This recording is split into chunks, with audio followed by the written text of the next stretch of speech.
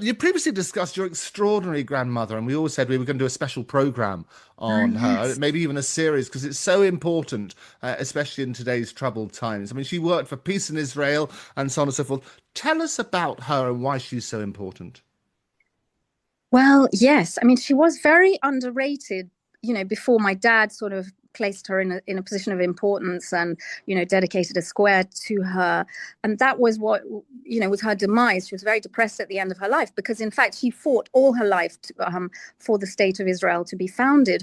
But she thought of it in a peaceful way. She came from a background in Alexandria, where my family on the father's side was born, came from, and she there was peace in those times. There were many languages mingling, many cultures, and that's what she envisioned, I believe. And what would she make of today's events? Yeah, so I should say she was a spy, basically, to found the state of Israel. So it was a very adventurous life she had. What would be her opinion, did you say? Yeah, so the current situation, obviously, with Israel and Gaza, and hopefully trying to get peace. We've had the hostages released on both, well, people, detainees on both sides released.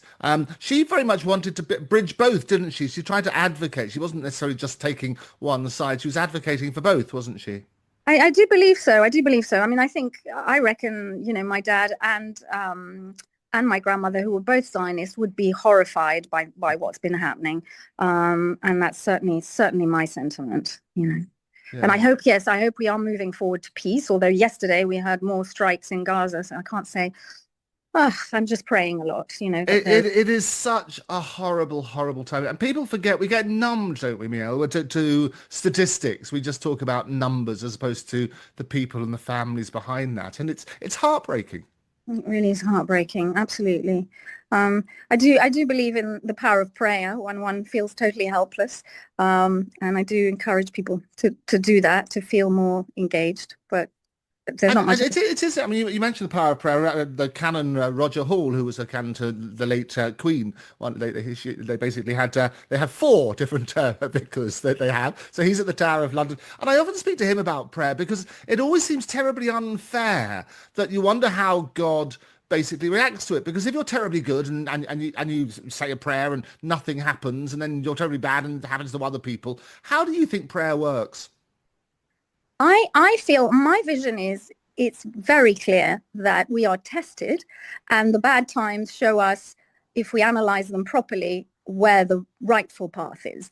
And I do feel that way, you know. Obviously, what's happening in Israel is people who've at the top, I think, who've lost their path. Yeah, no, you're absolutely right. I mean, it is difficult. And this is what people always say about prayer. You say you had somebody who's very good continues to suffer. Why doesn't God help them?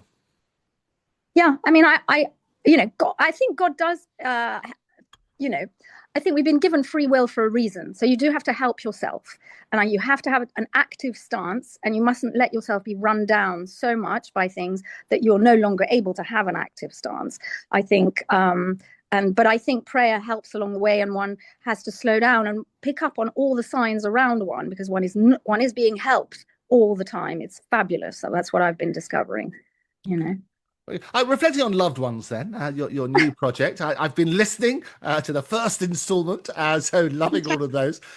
You've got three deeply personal EPs. One celebrating family, friends, and even your childhood nanny and beauty therapist. Talk to me about the process of writing such intimate songs.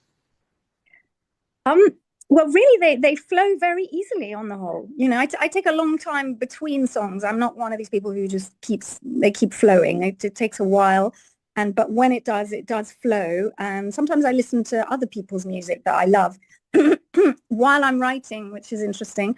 That makes it flow better. But yeah, it just is about emotion, as you said. So I think if one is connecting to one's heart, it just is flowing.